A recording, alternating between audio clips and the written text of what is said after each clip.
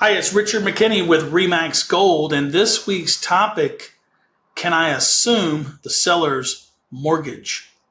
Stay tuned. Okay, everybody knows that interest rates are sky high right now, compared to what they were in the last couple of years anyway. And lately I've been getting some questions from buyers saying, Rich, can I assume that seller's mortgage because their interest rate I heard is really, really low? And, that's what we're going to talk about today.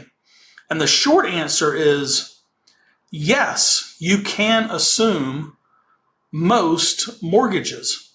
However, there's a process to that, and that's what we're going to talk about. And there's a couple of catches.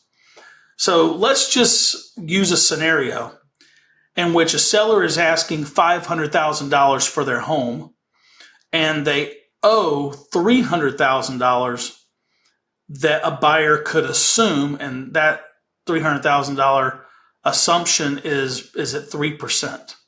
Very attractive right now with your typical mortgage at about 7.5%. So it's very attractive for a potential buyer to want to assume that. However, there's a few things that we need to consider.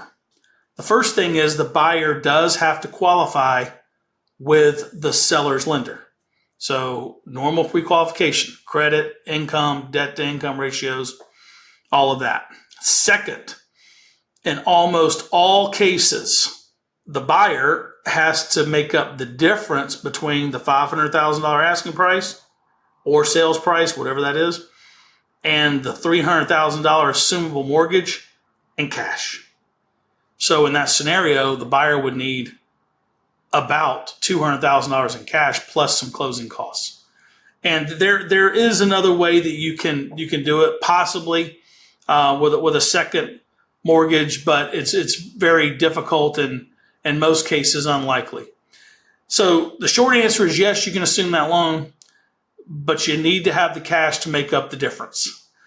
I hope this helps you with that big question. And if you have any other questions, you can feel free to email me or call 772-370-8631. I'm Richard McKinney with Remax Gold, and as always, make it a great day.